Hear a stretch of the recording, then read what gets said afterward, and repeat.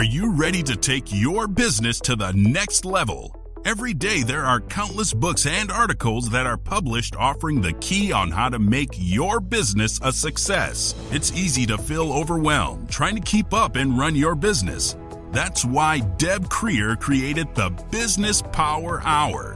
Keep up on the latest trends, best practices, and techniques for how to make your business a success. Let the Business Power Hour do the heavy work for you. Good morning. Good morning. I am Deb Creer, and I am passionate about giving professionals the tools that they need to make themselves and their businesses as successful as possible. And I have to say, I am in awe of my guest today because what she does, I cannot do in any way. And so this is going to be so much fun to be talking with the fabulous artist and author, Miriam Schulman, today. Welcome, Miriam. How are you doing? I'm so good. Thank you for having me, Deb. I love it. Well, let me tell people just a little bit about you. And I'm going to apologize just a little bit up front. I managed to catch a cold and started sounding a little stuffy.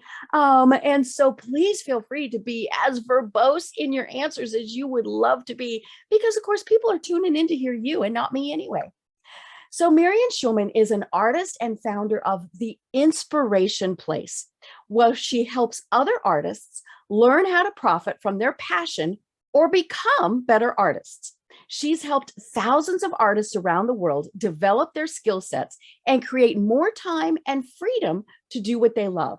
Her art and story have been featured in major publications, including Forbes, the New York Times, Art of Man, Art Journaling Magazine, What Women Create, as well as featured on NBC's Parenthood and the Amazon series Hunters with Al Pacino. Miriam's forthcoming book, actually, I believe it is no longer forthcoming. It is real. It is a book now. It is Artpreneur out of HarperCollins Leadership. And as we said, it was just released on January 31st. Her podcast, The Inspiration Place, is in the top 1% of all podcasts and is listened to in over 100 countries. So again, Miriam, welcome to our program today. Well, thank you so much for that beautiful introduction. I love it. And again, congratulations on the new book. It's going to be such a success. I am absolutely sure, because I think so many people, they're creative, kind of.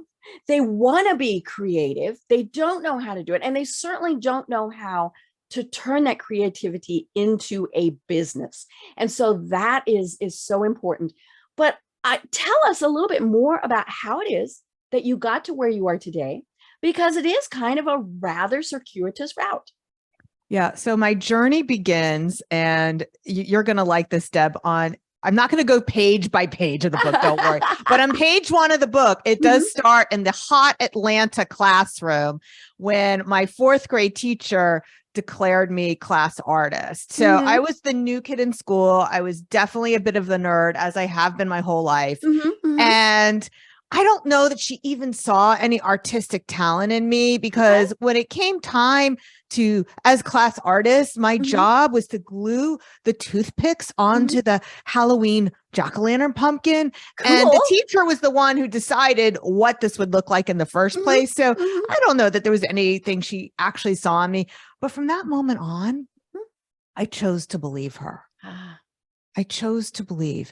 And that is the first step for anyone who wants to be a success, whether it's an artist, whether it's just a business person, whatever it is choosing to believe. Right.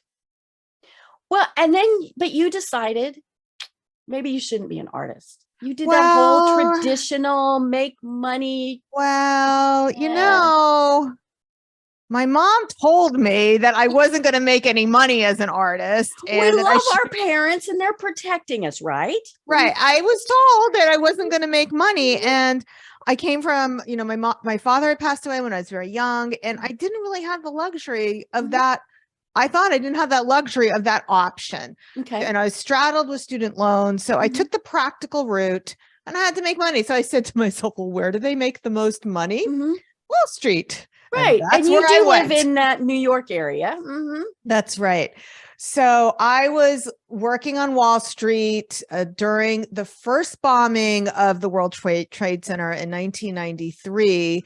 I was not in that building, but I witnessed it from, right across the street from it.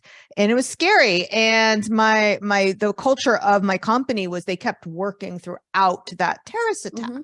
So when 9/11 happened, it was a wake-up call for me that if I had been working downtown during that time, that could have been me. Right. Because if you remember, that second tower was not evacuated. They did Right. not People evacuate. were like, They kept working. They mhm. kept working. So I took that as a sign from the universe not to go back to that world, Go away. but to dedicate myself to something else. And even at that time, even though I really did want to become an artist, I still didn't believe that this was possible. Right. So I knew I wasn't going to go back to that. So at first I took a job as a Pilates instructor. And while I was working for the gym, they were teaching the instructors how to sell personal training packages. Once I developed those or understood that these were skills, selling was a skill, I said, okay, I'm going to use this to sell my portraits. And now the rest is history. I love it. So, what type of art do you do? Is it just portrait? Is it business? Tell us a little bit more about what you do. Okay. So I've been at this for over 20 years now. And the first 10 to 15, maybe closer to 18 years, I was a full-time artist selling my art, starting with my portraits and my other. It started with your son, the little Batman costume. That's right. So I saw. Okay. So at the time I was learning these strategies for selling, I was very strategic. It wasn't an accident. I took the portrait I did of my son in his Batman costume. I put it in our hallway. So every time a mom came to pick up her kid, and my son was a great influencer. He would take his friends over to, well, he was very proud of, Right. Really, Batman should be. That's right. Like, he was immortalized. Right. It's a painting. And his friends were impressed and they showed their mother. And so all that was like, it seemed very natural, but it was orchestrated that I knew what was going to happen. And then I would discuss my services with them. And when it came time to deliver the finished commission, I would do it in the school parking lot. So then other mothers saw it. Exactly. Exactly. So I've been very strategic all along. And then it was about 10 years ago when I started teaching classes online. It seems like online class has been a thing forever, but that was brand new then, at least it was to me. And then a few years ago, I started a podcast. And when I started the podcast, I just had so much I wanted to share about how I built my own art career. And like you, I like to talk. I had so much I wanted to share. And once I had the podcast, people started coming to me looking for personalized help. And that's when I started coaching other artists. And that led to the book. I love it. And as I mentioned, I'm just in awe because stick figures for me don't look like stick figures, and I fail at paint by numbers. I mean, I am just not that creative person. And so when I see someone who is, it really is, it's just incredible because my brain just doesn't work like that. I mean, I see it and I think, ooh, but there's no way I can replicate it. And so and obviously it is an extremely talented skill set to be able to do that. So you've but like you said, you realized early on that was what your passion was. And I think that's the lesson for everybody. What is your passion? And go for it. Yeah. And you're bringing up a very good point. And a lot of people push back on me because I say anybody can do this. And they're like, well, wait a minute. What about talent? And the thing is that mindset and marketing are going to trump talent every single time. Right. Right. We've all seen it in every industry where there are less, you look at somebody and you're like, well, she's not so great. You look at less talented people who are at the top of their fields, and you see more talented people who are floundering. And it has more to do with mindset and marketing than it does with innate talent. Right. And also, heck, Serena Williams was not born with a tennis racket in her hand. That took a lot of grit and a lot of perseverance to build those skills to get her where she is. Right. And there are obviously those who, like a Bach, a Beethoven, a Van Gogh. I mean, they're just good at it. And you can't even really explain why. But then there are so many people who maybe like me could learn how to do it, at least to be passable enough to maybe do my own Christmas cards or something like that. But it is something that I think a lot of us really do think, wow, I wish I could do that. So, what are kind of some of the basics on just, I say I want to do a little bit. You mentioned online courses, things like that. Yeah. Well, one of the big obstacles to overcome is that a lot of people want to be good at it from the very beginning. Right. And I want that masterpiece. That's right. They want that Van Gogh talent from the start. But if you look at early Van Goghs, they weren't so good. So it's being willing to be a bad artist before you become a good artist or even a great artist. Be willing to make mediocre art. And Deb, I'm sure you know this with podcasting. I bet your podcast after 800 I don't podcasts, listen to my early ones. right? Aren't you like way better than you were Right. even 100 podcasts ago? So we all continue to evolve, and it doesn't mean that you shouldn't put your art out there. Podcast number 1, because look at what the world would have missed out on with those first, I don't know when you felt you started to get good.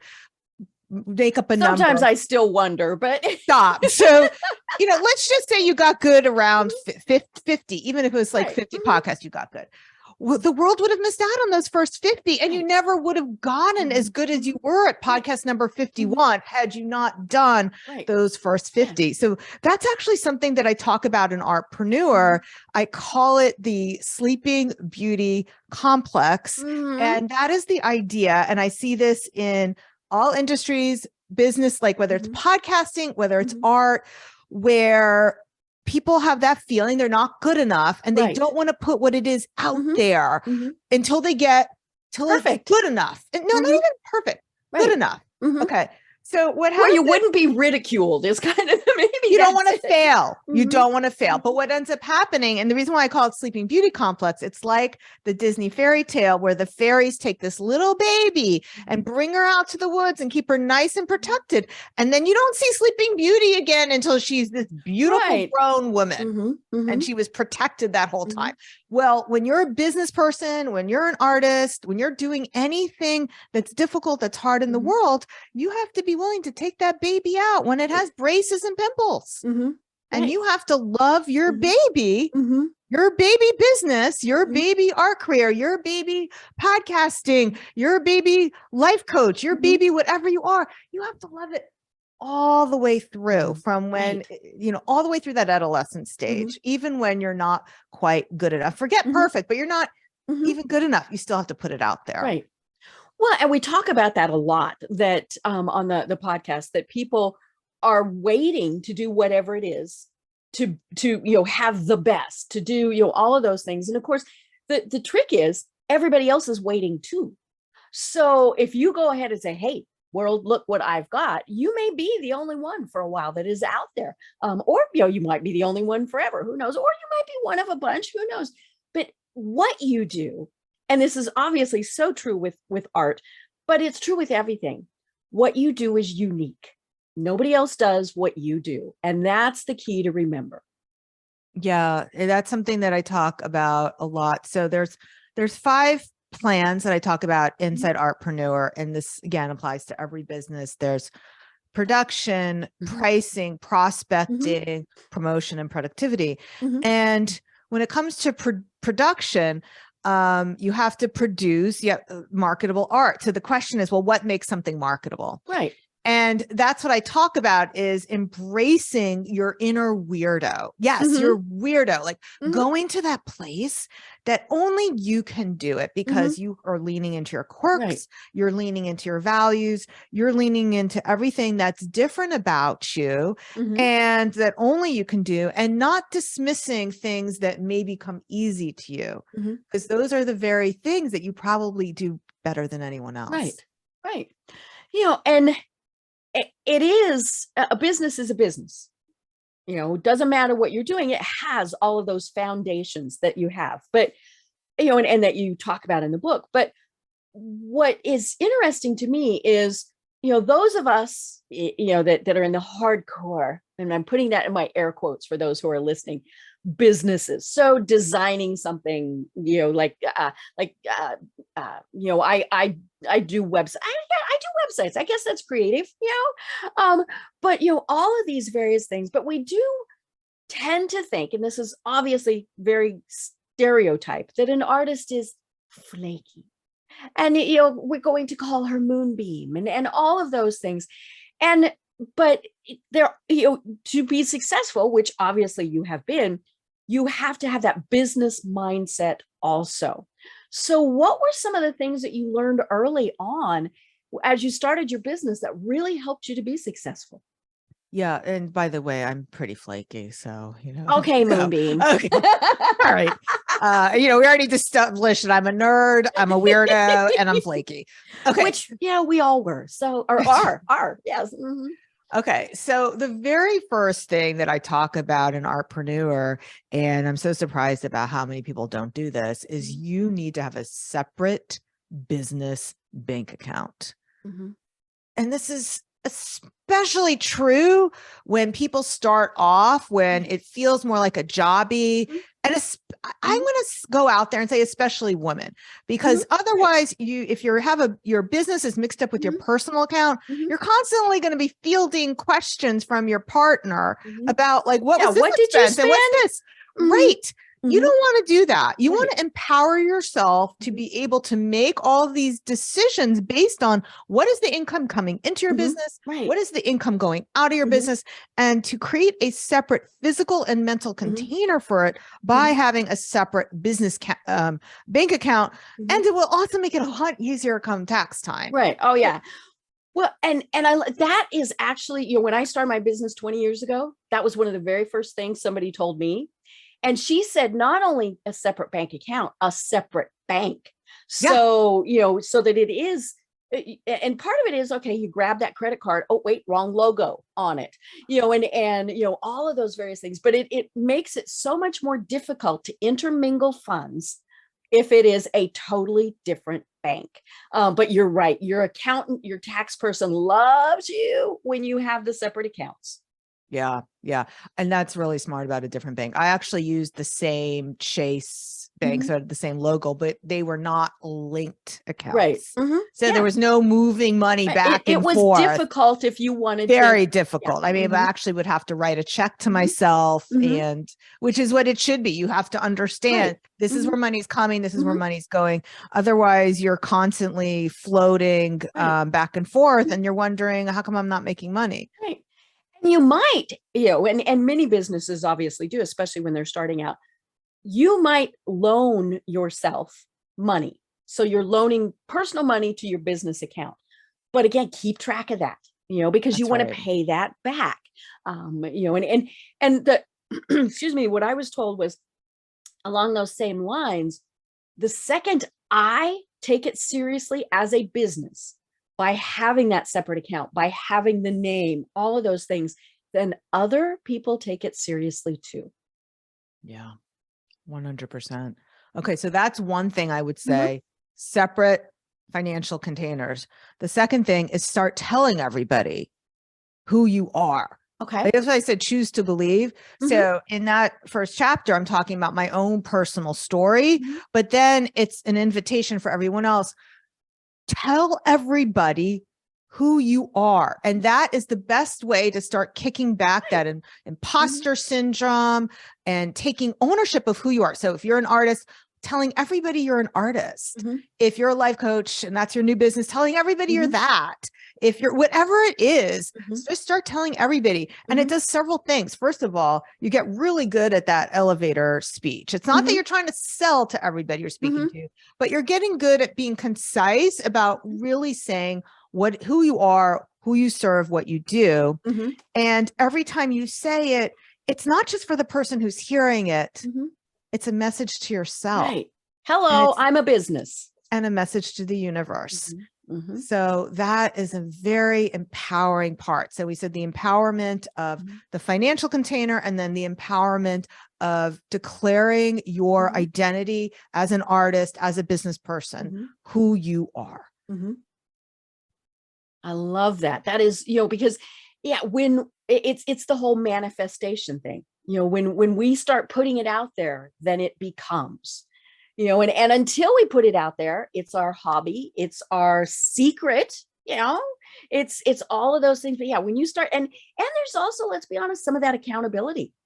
It's like, well, hey, Miriam, didn't you start that business last year? How's it going? And so yeah, there is kind of that accountability thing too. Yeah.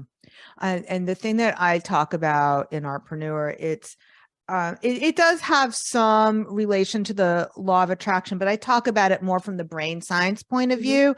So looking at Aaron Beck's work. So Dr. Aaron Beck was the founder of cognitive behavior therapy, and he just passed away, I think last year at the age of 100.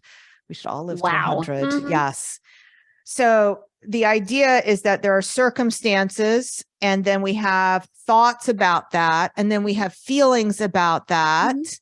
And those thoughts and feelings are what's going to drive our actions Mhm. and create results. Now, if you are thinking that, yes, you're an artist, yes, you believe in your work, Mhm. yes, you believe in yourself, yes, you believe in the customer, Mhm. which we can talk about, that's the belief triad. Mhm. You believe in all these things, your actions are going to look a lot differently Mhm. than when you don't. Right. And so when you don't, you're going to be less likely to send out that marketing email, Mhm. less likely to follow up with Mhm. phone calls, because you don't believe, you think you're bothering people. Mhm. When you Right. believe, you think Mhm. they're going to miss out. Right. You don't Yeah. call If and I follow don't up. send it, they're going to go, oh my gosh, what has happened to Deb? That's right. Mhm. Like, you believe in what you're doing so strongly, you feel the world would miss out if you didn't share it with them. You're coming Right. from that place. It's not a Mhm. pushy place. It's not a salesy Mhm. place. It's Mhm. a place of sharing. It's a Mhm. place of abundance. Right. So that is going to give you different kinds of results. Mhm. Right. I love it. So what's another thing that you discovered early on? All right. So I mentioned the belief triad, and that is worth a discussion. So this is not part of Aaron Beck's work. This is not part of law of attraction. Mhm. Uh, Basically, the belief triad is belief in yourself. We've Mhm. all heard that. Belief in your product, your Mhm. art. But what people don't talk Mhm. about, Deb, is belief in your audience, belief in your Ah, buyer. okay.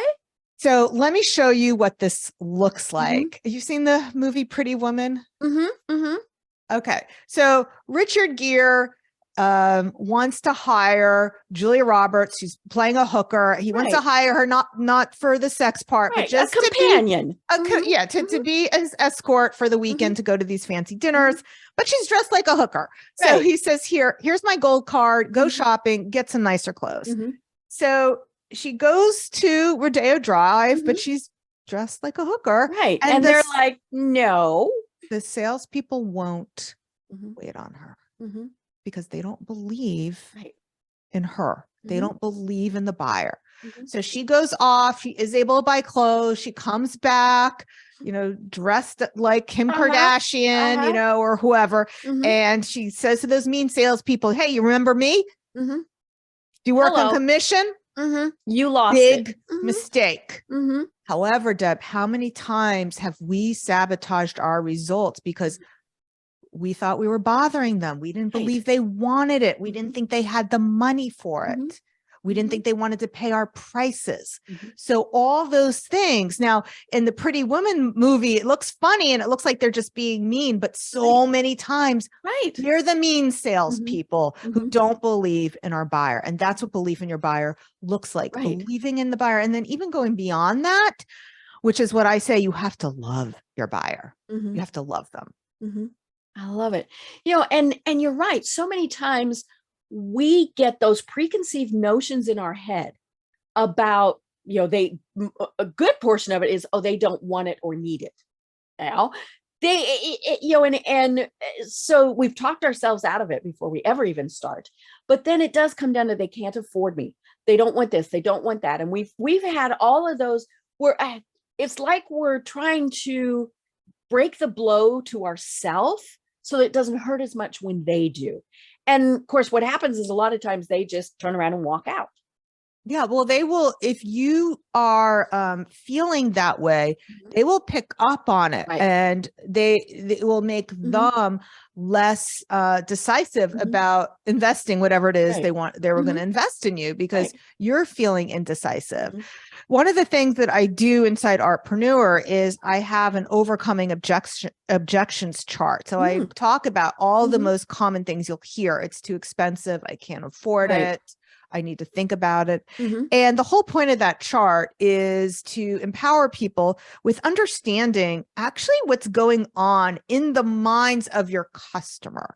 So it's not about, getting a yes at all costs. I don't believe in that, but really having compassion for your buyer, that the reason they may be having trouble making a decision is because making a decision is hard. Now, what can you do about that? Have you offered them too many choices?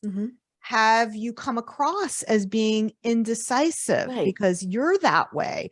So there's things like that. The bottom line is what's going through a customer's head is they're worried about making a mistake, and they are not thinking about you. We're always think it's about us. And they're not trying to decide whether you, Deb, are worth paying, I don't know what it is, whatever it is, 15,000 for a new website. They are thinking, am I, Miriam Schulman, worth spending $15,000 on to get a new website? They're having that indecisiveness also. They are having the mind drama about themselves, about believing in themselves. And once you understand that piece, it is so much easier to talk to customers, because don't make it about the money, because it's not about the money. And don't make it about you. It's not about you. It's about them. Right. Whether they're worth it. Right. And as you were talking, I thought, there's also kind of the opposite of that. And that's the desperation. And of course, the great analogy here is the starving artist, who is, going to sell the masterpiece for $10 because they need to eat. Or, website design. People say, hey, we're only going to, our budget's 2,000, and I might have said 5. Okay, fine, I'll take the 2,000. Okay. And all of those things we tend to, and of course, the second someone smells that desperation, they're going to take advantage of it. I don't even think they'll take advantage of it. It's a turnoff. It's like that desperate girl. So, I mean, people want a hot girl energy. They want the cool girl energy, the popular girl who doesn't care. You know whether you buy with her or not. So a lot of that comes to the misconception that cheaper is easier to sell. And the thing is cheaper can often be a turnoff. Right. Yeah, because we sometimes, we do associate cheaper with lower quality. I mean, all sorts of, and obviously there are lots of things where that's perfectly fine. And that's actually what we're looking for. But depending on what it is, I mean, if you had the money to do a Porsche or a Ford, okay, now it's going to depend on what you're buying it for. But yeah, a lot of times you're going to go, nope, I want the Porsche. Well, because there's some things, and I think the economist Thomas Veblen coined is called the Veblen good because of him. There's some things that are more desirable because of the high price tag. Right. So a Tesla would be an example of that. It's like these status symbols, a Chanel bag. People want them because they're expensive and because what they think that having it says about them. So that self-actualization piece is very important. Right. And we look at who has it also.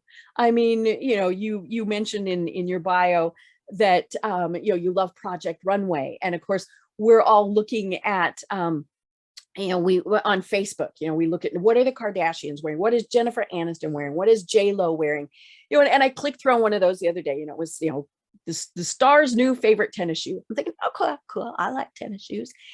And they were just these white sneakers. I mean, nothing fancy about them, but they were $600. And I thought, no, because of course, what would I do with a white tennis? I'd immediately ruin it. Plus I'd be thinking, I can't wear this $600 shoe out. But there are obviously people who buy based on, that's why we have celebrity spokespeople. They buy the products to be like that celebrity. Yeah. And that's why the celebrities get a lot of the stuff for free. Right. Mm-hmm. Oh yeah. They didn't pay $600 for the tennis shoes. Yeah, it was okay. I will wear your shoes and you can take a picture and that's it. That's right. And I always wonder too about the ones where it doesn't make sense. Like Matthew McConaughey. I like Matthew McConaughey. Now he is kind of known as the other guy. He's not, he's not George Clooney. He's Matthew McConaughey. He goes to football games. He does all that. But does he drive a Lincoln? I don't know. Oh, you like the car commercial? Yeah. Mm-hmm. Yeah. Right. Yeah. Or the celebrities who they advertise that I use every day, the $5 over-the-counter brand of lotion. Maybe, but I'm also thinking she made $6 million on her last picture. I'm pretty sure she's going to spend more than $5 on lotion. Right. Well, you're talking about like the Jennifer Aniston who's hawking the stuff you can get at CVS. Yeah. I'm like, okay. And and the funny thing is, of course, they might very well use that because it works. All those various things. But yeah, that's those mismatches, and that happens when we're trying to do these things, especially if we're promoting our products. If we're not promoting it to the right people, in the right places, it just doesn't make sense. I was watching Law and Order the other day on TV and Nickelodeon commercials came on and I thought, I don't think that's the right market. That's so funny. Maybe they've just found, maybe the research said that there's moms watching. Could be, and so maybe then they need a little bit different Nickelodeon commercial, hey, plunk your kid in front of the TV. Yeah. But yeah, it's about that marketing and figuring out how to best reach the people who are going to buy your product. So talk to us about the fact that you clearly took a passion and turned it into a business. And, so many people, especially during COVID, really started doing that. They had their hobbies, they had their things that they did as the side gig, and they turned it into a business. So but so many people think it is my passion.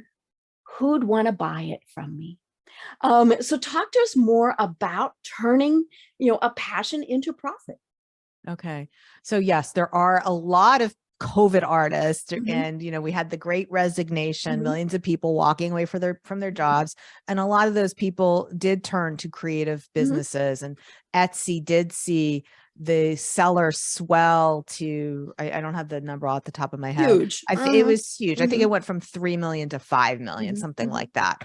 So there's a huge number of people who now want to be artists. And those are a lot of the people who I work with. At the same time, there's a lot of people who that wasn't their initial motivation. Perhaps now they're an empty nester, right? Or they're in their early 60s and they're in retirement or pre-retirement, and they always wanted to fill in the blank, but never got around to it. And their friends, their family told them, wow, this is so good. Why don't you try to sell it?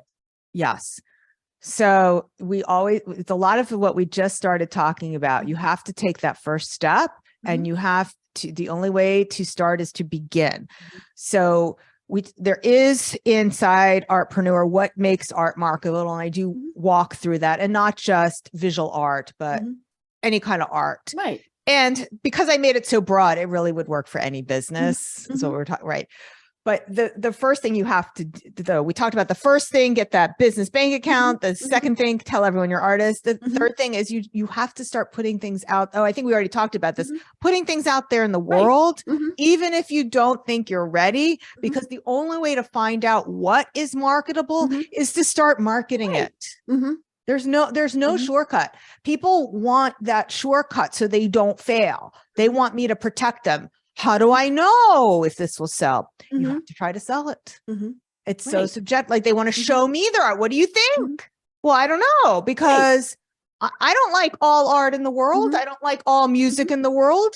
You know, there's music I hate that is very successful. There's art I hate that's very successful. So it's not a question of, is it good enough? It's, do you believe in it enough to risk rejection? Right. And people will reject you. And I don't care what you're selling. 100%. That's what I said. Like, not everybody likes Van Gogh. Not everybody likes it. It's like, there's some people who don't like it. There's not everybody likes Picasso. Not everybody likes Britney Spears. Not everybody likes Michael Jackson. Whatever it is, some people who are uber successful. Here's the thing. You cannot have a business if you are trying, though, to please everybody. Right. Those people pleasers who are trying to go for, they don't want to offend anybody. They don't want people not to like it. You're going for this mediocre thing. No, that doesn't work in politics. That doesn't work in art, and that doesn't work in business. Right. Yeah. We talk a lot on the program about you absolutely have to find your niche. When you tell somebody, if I were to say, hey, Miriam, who's going to buy your art? You would say, everybody. No, it's not for everybody. What I do is not for everybody. And the examples I use, not everybody likes Starbucks. Not everybody likes Walmart. Not everybody likes Chanel. I mean, all of those things. Right. So once you have figured out that niche, and of course, especially when you're starting out, you're like, but I'm missing money by not doing that. I was just the opposite. And the other big thing, Deb, that I see, and especially with beginning artists, is what you say about the niche. It's not just the niche about who your ideal customer is going to be and whether you're high end or low end, but people who are creative, they don't want to choose like what they're doing. It's like, no, you can't sell ceramics and paintings in the same place. I mean, the analogy that I love is we can talk about jewelry. So jewelry is sold at Target and Tiffany's, but Target also sells tennis rackets and milk and snow shovels. Right. So, when you try to sell too many different kinds of things, you risk turning your business into a Target rather than a Tiffany's. Right. And if you want to be really successful and high end, you want to be seen more as a Tiffany's. Now, there are some people who can make a business out of low end goods, but more times than not, that is not a great recipe. And we can see that because no matter how low end you are, there's always somebody else who can compete with you more. Look at Walmart.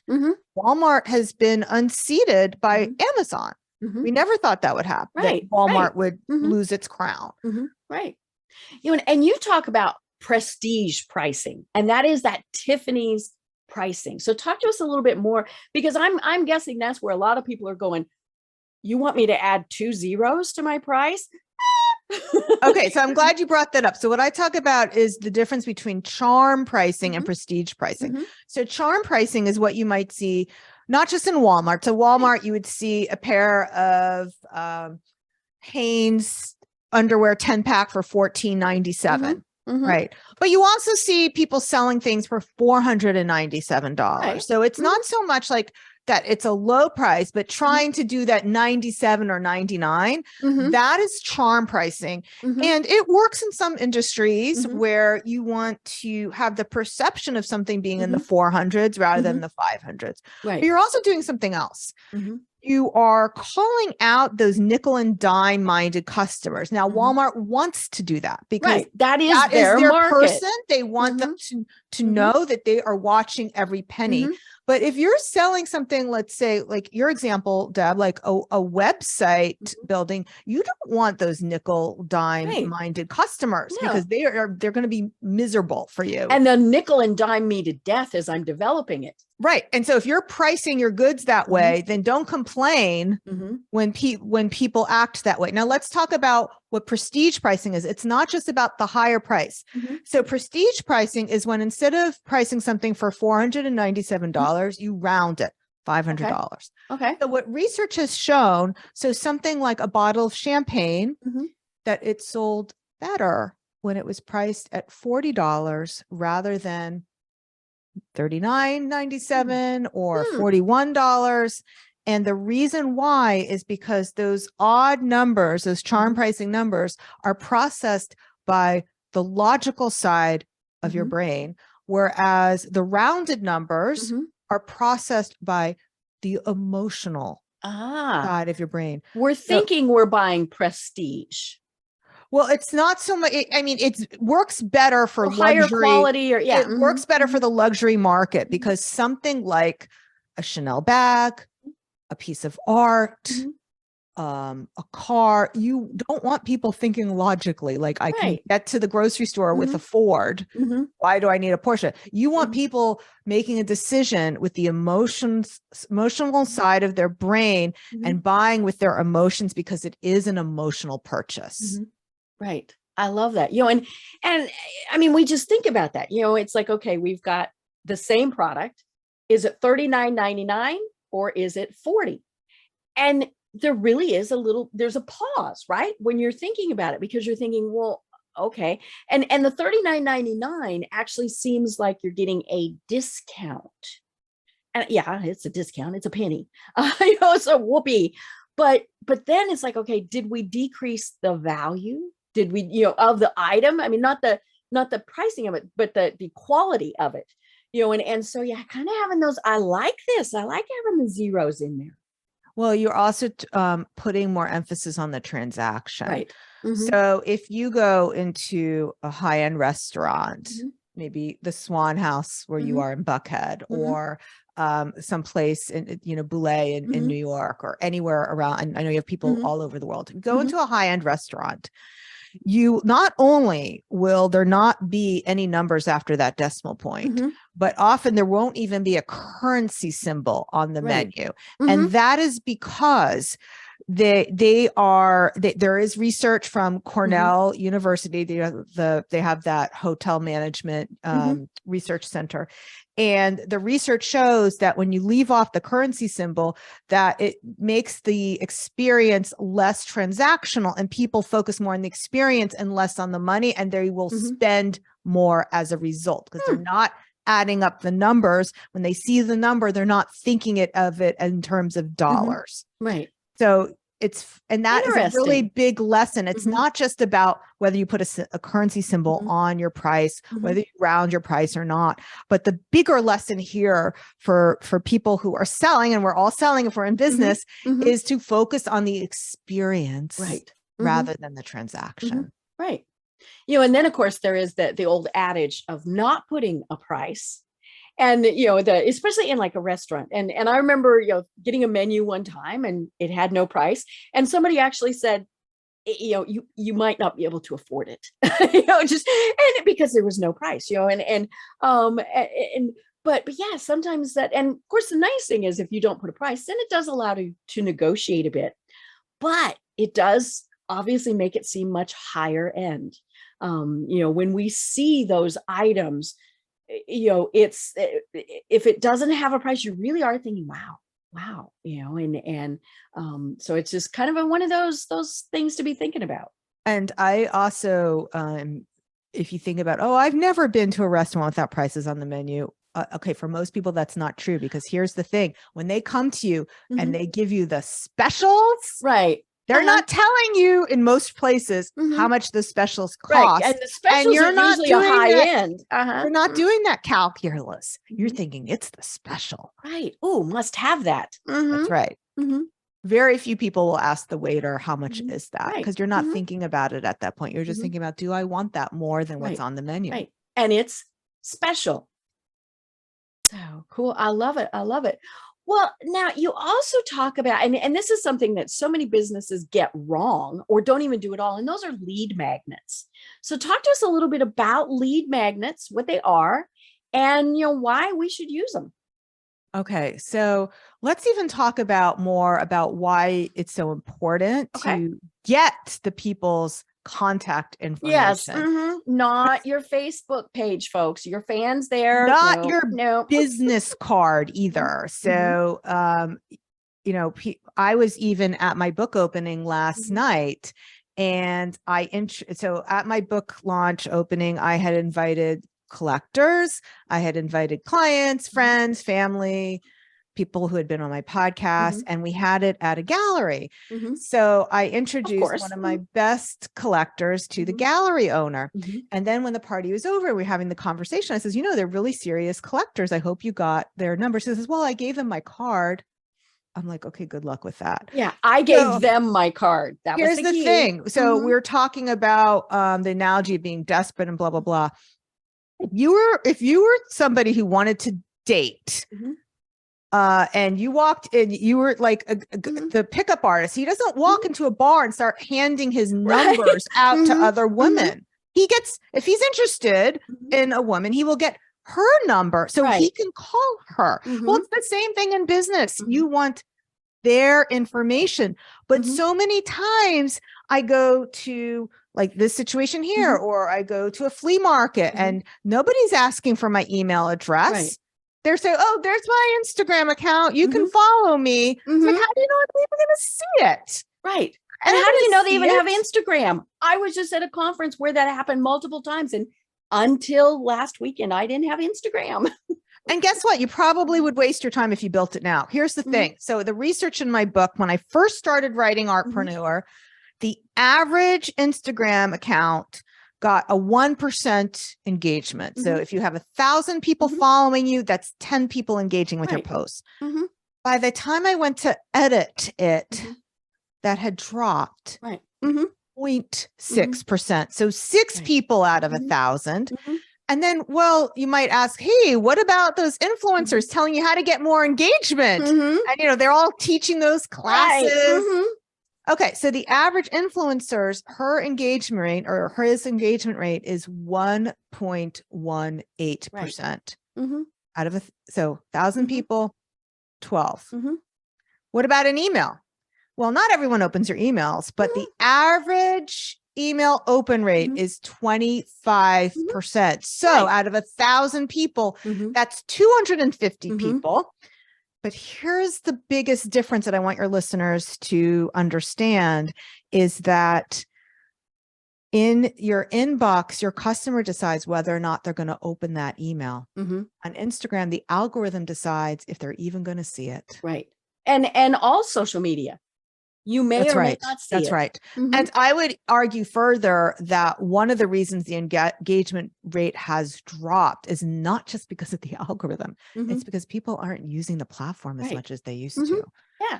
So one of the things that I wanted to do for my book launch strategy was to go on Instagram Live. And I ended up canceling my future ones because right before you go live on Instagram, it will tell you how many of your followers are actually on the platform.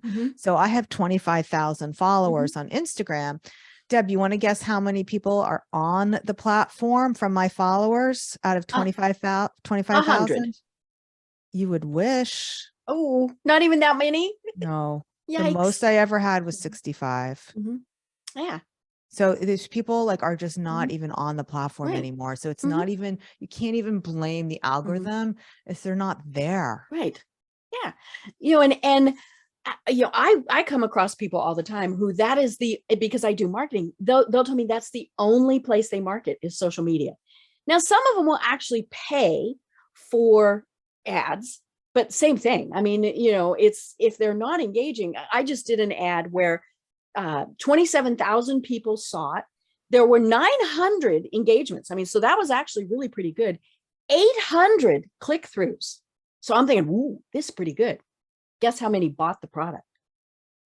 Out of how many people? 800 click-throughs. 800 click-throughs. 4? None. None. None? Now, clearly, I need to rethink what I was doing. But yeah, it was, and I didn't spend that much money, so it wasn't like, oh my gosh, I just lost a whole bunch. But yeah, it's social is great, but it's not the be all end all, folks. It comes back to those personal relationships that you have with people, Yes. and that's where it is. Personal relationships are everything. Right, right. And I want to bring it back around because we've only got about 5 minutes left to your when we were first talking about the picture with your son as Batman, because that was the best word of mouth, basically, type of advertising you could do. And then, doing your when you had a commission piece, handing those out where there were other people who were going to go, ooh, tell me more. Word of mouth is clearly, especially for an artist, because somebody can tell me, hey, Miriam does great work. And I'm like, yeah, I'm sure she does. But to see your work, even if I'm just seeing it online, but if I were to see it in real life, then I'm like, oh my gosh, I must have that. And I think that's, of course, been one of the issues with COVID is we haven't been doing those in-person things. But yeah, you got to get out there and meet the people, and show them what you're doing. And I don't care if you're building websites or selling widgets or any of those things. It is those personal relationships that are going to be the difference. Yeah, the personal relationships are most important. And even those artists who are listening who hope to get gallery representation, or if you're a writer and you want an agent, those are relationships too. Right. So you need to have a relationship with the gallery director. You need to build a relationship with the agent. And guess what? The best way to get those introductions to those key people are through the relationships that you have with your peers. Right. And Deb, I'm sure you would agree with me that like most of the success that I've had in my life has all came down to the quality of my relationships and how much I've been willing to invest in those relationships. Right. And it's a win-win, so it's not just, hey, what can you do for me? It's what can I do for you? Yes. And like, it's, so you might say with a gallery, that the artist who was featured in December, they're going to get you in for March, but then you're going to talk to another gallery owner about featuring them in May, things like that. I mean, it is all about how can you help others? That's where we're going to get the most out of all this. It's those relationships, relationship. It's kind of like real estate. But yeah, it's all about that. Yeah. Well, oh my gosh, Miriam, this has been so much fun. And I can't believe that we are almost out of time. You are so incredibly busy because, as you said, your book launched yesterday as we are recording this. And so that is so cool. But tell people a little bit about the book. And then more importantly, talk to us about what you do. So the inspiration place and the services that you provide there. Okay. Well, if you like what you heard today and you want to hear more, please come find me on the Inspiration Place podcast.